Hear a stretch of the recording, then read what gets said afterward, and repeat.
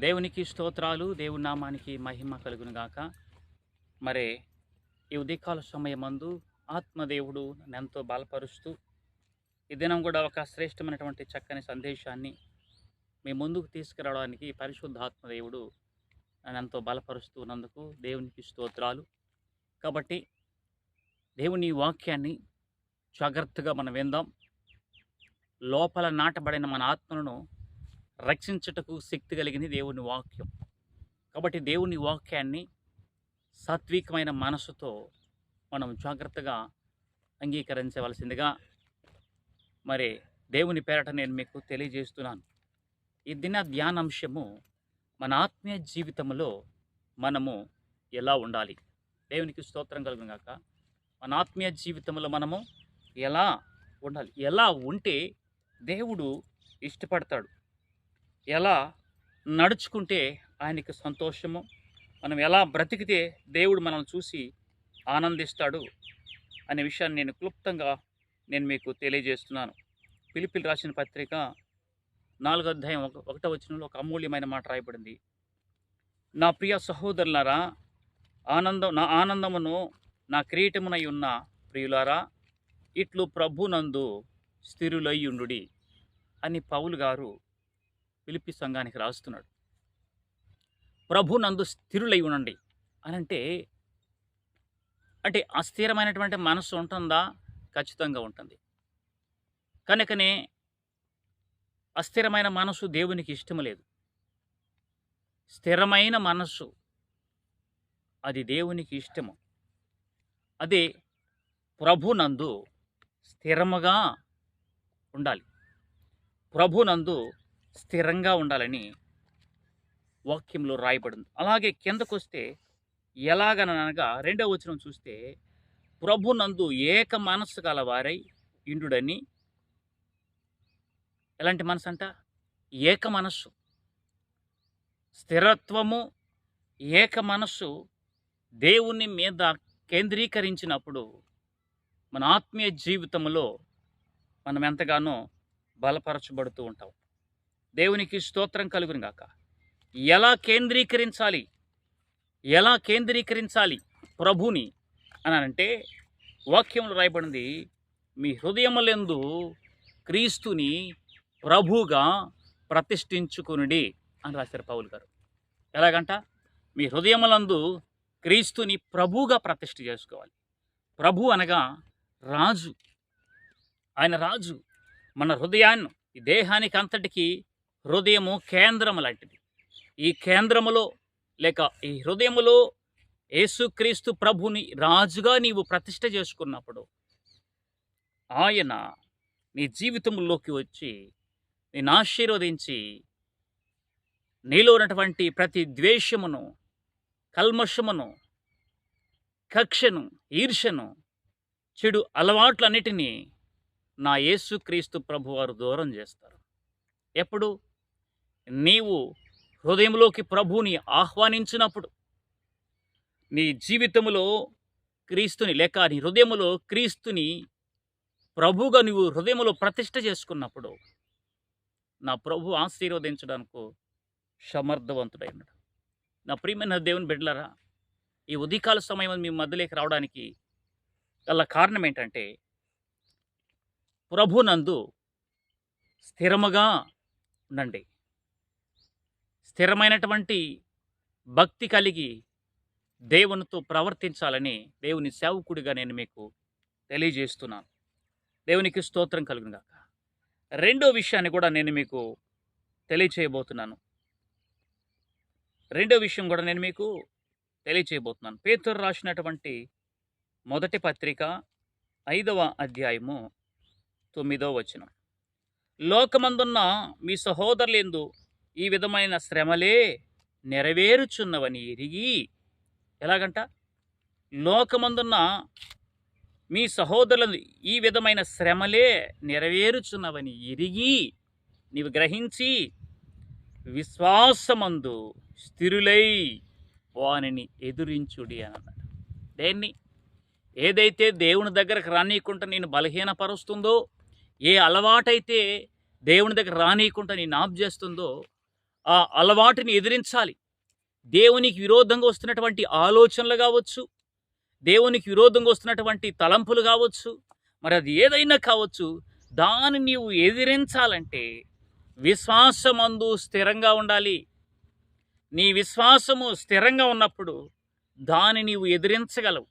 అది శ్రమ, మరి అది సమస్య, అది ఏదైనా కానీ గాక విశ్వాసమందు స్థిరంగా నీవు ఉండాలి.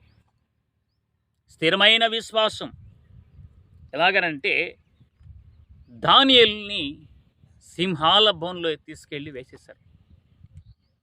ఆయనకున్న విశ్వాసం నుండి అటు ఇటు వైదొలగలేదండి. స్థిరంగా ఉన్నాడు దానియేలు విశ్వాసమందు. సింహాలు చుట్టూ ఉన్నాయి. మరి యోబు గారు రాస్తారు, నీ భక్తి నీకు ధైర్యం పుట్టిస్తుందా అని అన్నాడు. మన భక్తి మనకు ధైర్యం పుట్టిస్తుందా? ధైర్యం కలగజేస్తుందా? నీ విశ్వాసమందు నీవు స్థిరంగా ఉంటే ఏదొచ్చినా కూడా నీవు భయపడవు. దానియేలు భయపడలేదు. షడ్రకు మెషకు అగ్నిగోలు అగ్నిగుండంలోకి అగ్నిగుండం చూస్తున్నా కూడా ఏమాత్రం వాళ్ళు భయపడలేదు, తెగించారు. కారణము వారు విశ్వాసమందు స్థిరంగా ఉన్నారు. ఈ అగ్నిలోకి మేము వెళ్ళినా చస్తామని కూడా తెలుసు, అయినా ఈ దేహాన్ని వారు ప్రేమించలేదు. దేవుని కానుదాన్ని మొక్కడానికి నాకు ఇష్టం లేదు. సృష్టికర్త అయిన దేవుడు ఒక్కడే, ఆయన తప్ప నేను మరొకరిని ఆరాధించనని వారు స్థిరముగా విశ్వాసమందు వారుకున్న విశ్వాసం బట్టి స్థిరంగా నిలబడ్డారు వాళ్ళు.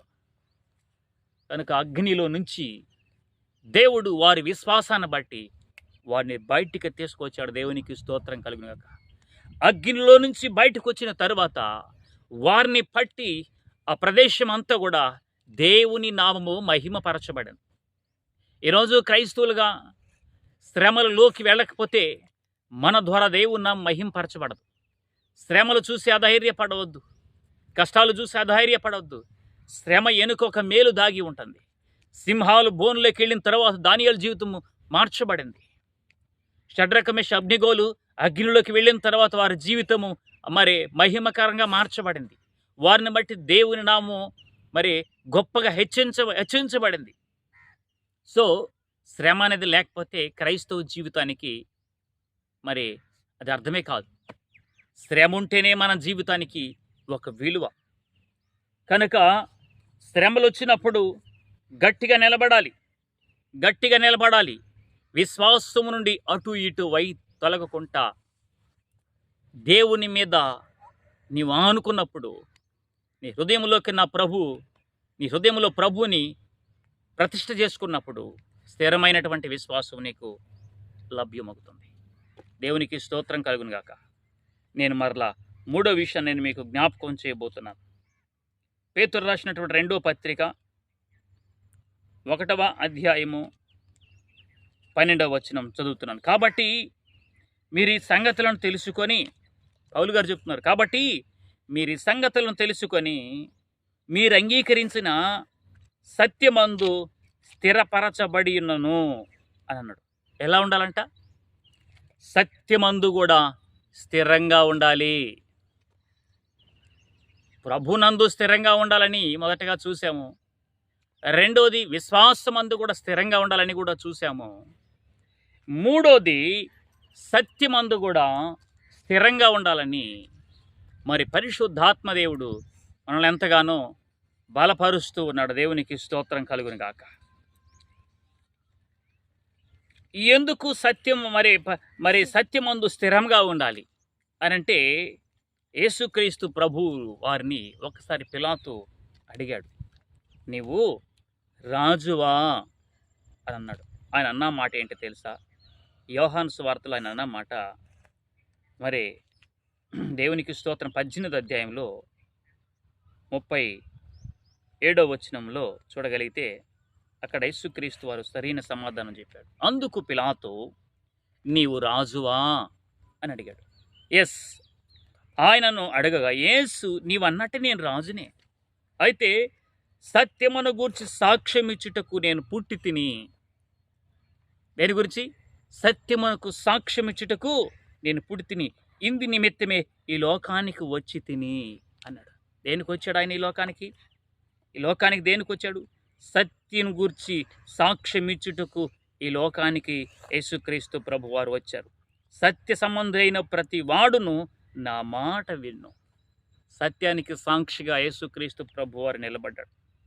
కాబట్టి మనము కూడా సత్యానికి సాక్షిగా నిలబడాలి. సత్యవంతుడైన యేసుక్రీస్తు ప్రభువును, ఇంకా ఆయన సామెతల గ్రంథంలో రాయబడింది, అక్కడ 3వ అధ్యాయము 3వ వచనంలో చూడగలిగితే, దేవునికి స్తోత్రం కలుగును గాక, దయను సత్యమును ఎన్నడూ నిన్ను విడిచిపోనీయకుమన్నాడు. ఎక్కడ? దయను సత్యమును ఎన్నడూను విడిచిపోనీయకుండా జాగ్రత్తగా చూసుకో, వాటిని కంఠాభూషణములుగా ధరించుకొను, నీ హృదయం అనే పలకలో వాటిని జాగ్రత్తగా రాసుకో అన్నారు ఆయన. ఎక్కడ రాసుకోవాలి? హృదయం అనేటువంటి పలకలో ఆ దయను సత్యమును ఎన్నడు విడిచిపెట్టకుండా. యేసుక్రీస్తు ప్రభువు సత్యానికి సాక్షిగా ఈ లోకానికి వచ్చాడు. నేనే మార్గమును, నేనే సత్యమును, నేనే జీవమును, నా ద్వారా తప్ప ఎవరు కూడా తండ్రి దగ్గర రాలేదని సత్యం గురించి వైరాగ్యంగా సాక్ష్యం ఇచ్చారు. ఆది సంఘమైనటువంటి అపోస్తులు కూడా సత్యం పట్ల అలాగే నిలబడ్డారు. శ్రమ వచ్చినా కూడా సత్యం పట్ల అలాగే నిలబడ్డారు. పౌలు గారు అన్న మాట ఏంటి తెలుసా? క్రీస్తును ప్రకటించకుండా మేము ఉండలేమో. ఎందుకు? వారు హృదయములో క్రీస్తుని ప్రభువుగా వారు ప్రతిష్ఠ చేసుకున్నారు. దయను సత్యమును వాళ్ళు విడిచి వెళ్ళలేదు. కనుకనే లోతులకి వెళ్ళి వారి విశ్వాసము క్రీస్తు లోతుకి వెళ్ళి ఆనుకోగలిగింది. ప్రభు వారి హృదయములో ప్రతిష్ఠ చేసుకోగలిగారు. కనుకనే వారు ధైర్యంగా ఈ మాటలు చెప్పగలిగారు. దేవునికి స్తోత్రం కలుగుగాక. ఆయన అన్న మాట ఏంటో తెలుసా? నేను క్రీస్తుని పోలి నడుచుకునిచున్నాను. ఏం చెప్పాడు? ఈ మాట చెప్పడానికి మామూలు మాట కాదు ఇది. నేను క్రీస్తుని పోలి నడుచుకునిచున్నాను అన్నాడు. కాబట్టి మీరు కూడా నన్ను పోలి నడుచుకోండి. పౌలు గారు యేసుక్రీస్తును పోలి నడుచుకుంటున్నాడు. పౌలు గారు యేసుక్రీస్తుని పోలి నడుచుకున్నాడు. కనుకనే ఆయన తన మాటను జాగ్రత్తగా ఆత్మదేవుడు రాయించి పెట్టాడు. దేవునికి స్తోత్రం కలుగునుగాక. కాబట్టి మనమందరం కూడా సత్యమందు ప్రతిష్ఠించబడ్డ మనం కూడా యేసుక్రీస్తు ప్రభువారు మరి లోకములో నుండి వేరుపరిచి తన రక్తము చేత మనల్ని కడిగి విమోచించాడు. సత్యమందు మనల్ని కూడా దేవుడు ప్రతిష్ఠ చేశాడు. ఈ లోకానికి సాక్షులుగా ఉండడానికి, సత్యాన్ని గురించి వైరాగ్యంగా సాక్ష్యం చెప్పడానికి యేసుక్రీస్తు ప్రభు నన్ను ఏర్పాటు చేసుకున్నాడు. దేవునికి స్తోత్రం కలుగును గాక. మరి చివరిగా 4వ విషయాన్ని నేను మీకు తెలియజేయబోతున్నాను. దేవునికి స్తోత్రం కలుగును గాక. దెస్సలోనికి రాసినటువంటి మొదటి పత్రిక 3వ అధ్యాయము 12వ వచనం. మరియు మన ప్రభు అయిన యేసు తన పరిశుద్ధులందరితో వచ్చినప్పుడు మన తండ్రి అయిన దేవుని ఎదుట మీ హృదయములను పరిశుద్ధ విషయమై ఆనందమైనవిగా. ఎలాగంట? దేవుడు ఈ లోకానికి వచ్చినప్పుడు మనం ఎలా ఉండాలంటే, దేవుని ఎదుట మీ హృదయములను పరిశుద్ధ విషయమై ఆనందమైనవిగా కనపడాలి దేవునికి. అంటే పరిశుద్ధత యందు కూడా మనం స్థిరంగా ఉండాలి. పరిశుద్ధత యందు స్థిరముగా ఉండాలి. పరిశుద్ధత లేకుండా ఎవరు కూడా ప్రభువుని చూడలేడు. యేసుక్రీస్తు ప్రభు ఆయన పరిశుద్ధుడు. ఆయన ఒక మాట అన్నాడు, నాలో పాపముందని మీలో ఎవరైనా చెప్పగలరని సవాల్ చేశాడు ప్రపంచానికి. ఏ ఒక్కరు కూడా చెప్పలేరు. ఎందుకంటే ఆయన పరిశుద్ధుడు కనుక, పాపము లేనివాడు కనుక. కాబట్టి నేను పరిశుద్ధుడు కనుక మీరును పరిశుద్ధులై ఉండే, లేక మిమ్మల్ని మీరు పరిశుద్ధులుగా ఉంచుకున్నట్టుకు చూసుకున్నాను. దేవునికి స్తోత్రం కలుగును. యేసుక్రీస్తు ప్రభు ఈ లోకంలో నుండి మనల్ని ఎందుకు పిలుచుకున్నాడంటే, పరిశుద్ధులగుటకే దేవుడు మనల్ని పిలుచుకున్నాడు. అపవిత్రులుగా ఉండడానికి దేవుడు మనల్ని పిలవలేదు. పరిశుద్ధమైన జీవితం కలిగి సత్యానికి సాక్షిగా వైరాగ్యంగా నిలబడినప్పుడు నా యేసుక్రీస్తు ప్రభు ఆశీర్వదించడానికి సమర్థవంతుడు. పౌలు గారు అంటారు రోమాపత్రిక 12 అధ్యాయంలో, సజీవ యాగముగా మీ శరీరాలను ప్రభుకు సమర్పించుకోండి. సజీవ యాగముగా మీ శరీరాలను ప్రభువుకు సమర్పించుకోండి. ఇట్టి సేవ దేవునికి ఇష్టమైనది, ఆయనకి ప్రీతికరమైనది. సజీవ యాగముగా నిన్ను నీవు ప్రభువుకు ప్రతిష్ఠ చేసుకో. నా ప్రభు నిన్ను ఆశీర్వదించడానికి సమర్థవంతుడై ఉన్నాడు. మరి తర్వాత హెబ్రీ 12:14 చూడగలిగితే, మరి చివరగా అందరితో సమాధానమును పరిశుద్ధతయు కలిగినటకు ప్రయత్నించుడి. కనుక మనము పరిశుద్ధులుగా ఉన్నటకు ప్రయత్నించుడి అని అన్నాడు ఆయన. అందరితో సమాధానం కలిగి ఉండాలి. సమాధానపరచువారు ధనిలు, వారు భూలోకమును స్వతంత్రించుకుంటారు. సమాధానపరచబడతారు. దేవునికి స్తోత్రం కలుగును గాక. మరి యేసుక్రీస్తు ప్రభు చివరగా ఆయన ఒక మాట అంటాడు. ఎపిసి రాసిన పత్రికలు చూస్తే, పరిశుద్ధులు సంపూర్ణగునట్లు, ఎవరంట? పరిశుద్ధులు సంపూర్ణమగునట్లు క్రీస్తు శరీరము క్షేమాభివృద్ధి చెందుటకు, పరిచర్య ధర్మము జరిగించుటకు ఆయన కొందరిని అపోస్తులుగాను, కొందరిని ప్రవక్తలుగాను, కొందరిని పరిచారకులుగాను యేసుక్రీస్తు ప్రభు వారు నియమించాడు. ఎందుకని? పరిశుద్ధులు సంపూర్ణతలోకి రావాలి. పరిశుద్ధులు సంపూర్ణతను ధరించుకొని క్రీస్తు రాజ్యములో చేర్చాలి. దేవునికి స్తోత్రం కలుగును గాక. కాబట్టి ఈ చివరిగా మనము మరి పరిశుద్ధత యందు కూడా మనము స్థిరంగా ఉండాలి. మన దేవుడు పరిశుద్ధుడు. ఆయన ఆరాధిస్తున్న మనము కూడా శరీరములో కావచ్చు, ఆత్మలో కావచ్చు, రెండు దగ్గరలా పరిశుద్ధతను మనము జాగ్రత్తగా ధరించుకోవాలి. పరిశుద్ధం లేకుంటే ఎవరు కూడా ప్రభుని చూడలేరు. పరిశుద్ధమైన జీవితం కలిగి ప్రభు కొరకు సాక్షిగా బ్రతకడానికి నా ప్రభు మనందరినీ ఆశీర్వదిస్తున్నాడు. దేవునికి స్తోత్రం కలుగుగాక. నేను ముగించే ముందు మరొకసారి జ్ఞాపకం చేస్తున్నాను. మొట్టమొదటగా ప్రభునందు స్థిరంగా ఉండాలి. ఆమేన్. ఎలా ఉండాలి? ప్రభునందు స్థిరంగా ఉండాలి. రెండోదిగా విశ్వాసమందు కూడా స్థిరంగా ఉండాలి. విశ్వాస జీవితంలో స్థిరమైన విశ్వాసం. మూడోది సత్యమందు కూడా మనము స్థిరంగా నిలబడాలి. సత్యమందు స్థిరంగా నిలబడాలి. నాలుగోది పరిశుద్ధత యందు కూడా స్థిరంగా మనం నిలబడాలి. అలా నిలబడినప్పుడు మన దేవుడు ఆశీర్వదిస్తాడు. ఎందుకంటే ఆయన అంటాడు లేవీకాండంలో, నేను పరిశుద్ధుడనైన యెహోవాను అన్నాడు. ఏమన్నాడు? నేను పరిశుద్ధుడనైన యెహోవాను, నేను పరిశుద్ధుడును కనుక మీరును పరిశుద్ధులైనట్లు మిమ్మల్ని మీరే పరిశుద్ధపరచుకొనవాలని అన్నాడు. దేవునికి స్తోత్రం కలుగును గాక. కాబట్టి ఎన్ని పరిస్థితులు వచ్చినా భయపడవద్దు. ఆయన అంటాడు, భయపడవద్దు, నేను నీ దేవుడినై ఉన్నాను. దిగులు పడవద్దు, నేను నిన్ను బలపరుస్తాను. నీకు సహాయము చేయవాడును నేనే, నీతియున దక్షిణ హస్తముతో నిన్ను ఆదుకుంటున్నాను. అలాంటి దేవుడిని మనం కలిగి ఉన్నాం. ఈ వాక్యం వింటున్న దేవుని బిడ్డ, ఏ శ్రమ వచ్చినా, ఏ కష్టం వచ్చినా, ఏ కన్నీరు వచ్చినా, ఏ నింద వేదన వచ్చినా అధైర్యపడవద్దు, భయపడవద్దు. నా దేవుడు నీకు తోడై ఉన్నాడు. ఆయన కనికరం నీకు తోడుగా ఉంది. ఆయన కృప నీకు తోడుగా ఉంది. నా ప్రభు నిన్ను ఆశీర్వదించి, నా ప్రభు తన సన్నిధిలో నుంచి తన కృపచేత నిన్ను ఆశీర్వదించి నిన్ను దీవించును. ఆయన ఆత్మతో నిన్ను దీవించి వర్ధిల్లింపజేయునుగాక. ఆమేన్. మీకు అందరికీ ప్రభు అయిన యేసుక్రీస్తు నామములో శుభములు తెలియజేస్తున్నాను. May God bless you all. నా ప్రభు మిమ్మల్ని దీవించునుగాక. ఆమేన్. ఆమేన్. దైవ ఆశీర్వాదములు.